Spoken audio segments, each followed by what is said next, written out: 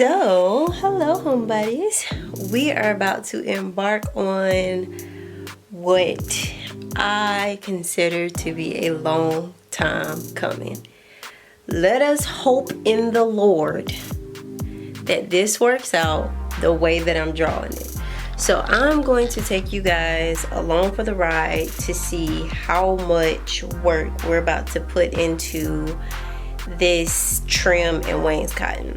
Now, I initially did get it done and paid a pretty penny, but because that failed, me and my husband have agreed that we are no longer going to hire out for that work.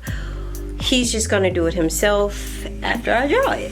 So, let me show you how this process goes.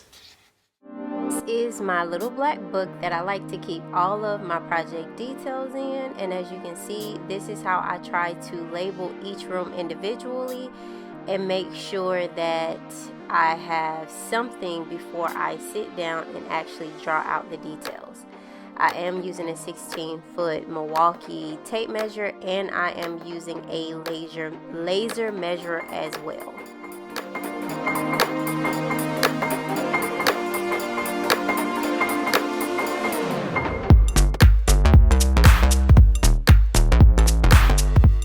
So because I'm fully aware of what spaces I want to do trim in, the first thing I do is sit down and actually draw out the rooms and label each room individually so that when I sit down to my program, my CAD program, I can have a actual working drawing so that my husband and whomever else is supposed to help specify these materials know exactly what they're specifying for.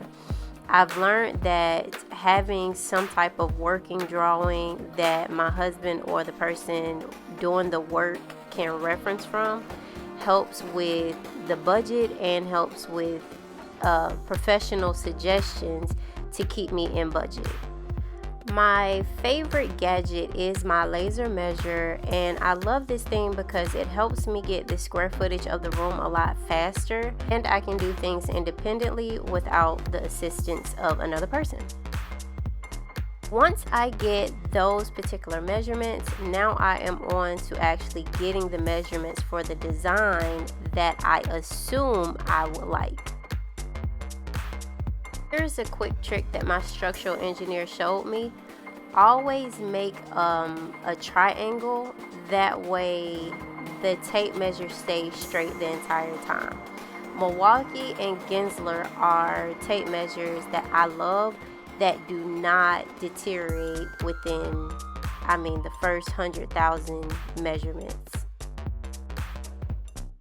One of the things that I am doing that I want you guys to take note of is that I'm not trying to rush the process. I take a measurement and then I write it down, and then I take a measurement and then I write that down.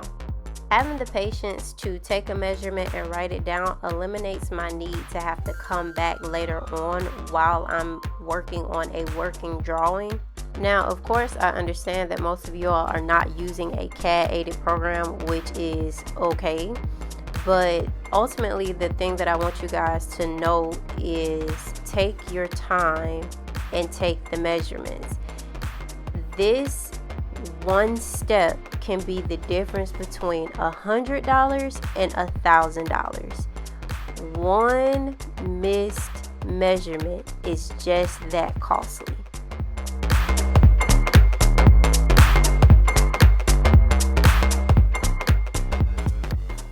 Once I finish with the family room, I am off to the formal dining room.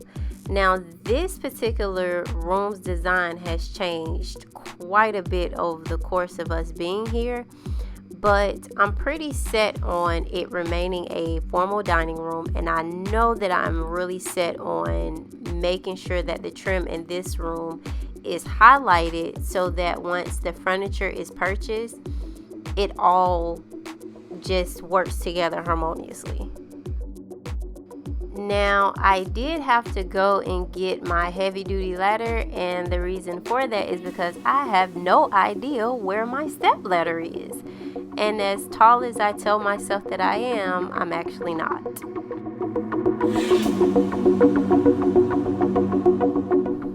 Now on to my problem area. This area is actually why I initially said, okay, this is why I'm buying the house.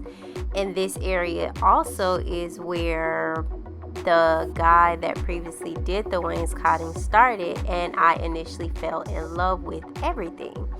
But as you can see, it just doesn't make sense. Oh my gosh, like, I notice it. So if I notice it, it's a big deal. For my husband, it's kind of just like, I mean, is it really that serious?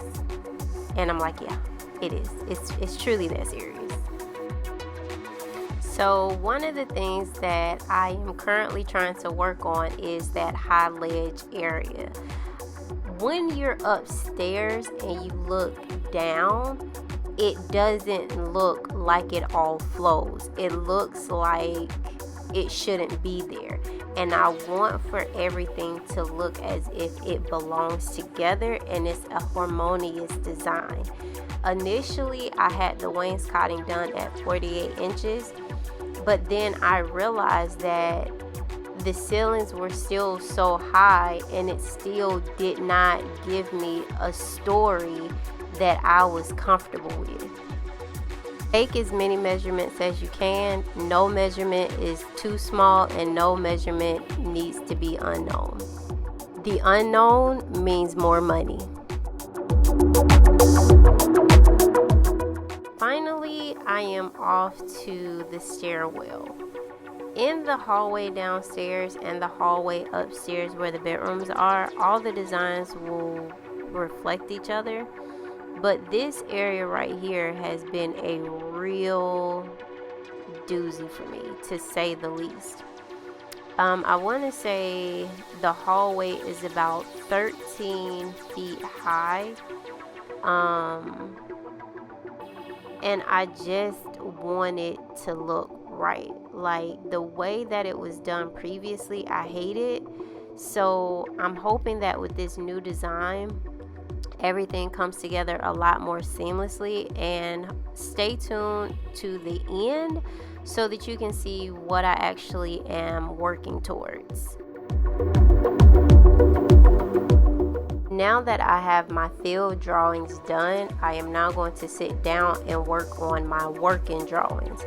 These drawings are not the final ones. The final ones are usually done once I get all of the estimates back in, and those become the final drawings because the person supplying the material has come out, remeasured a third and fourth time, given us a price, and we are ready to purchase.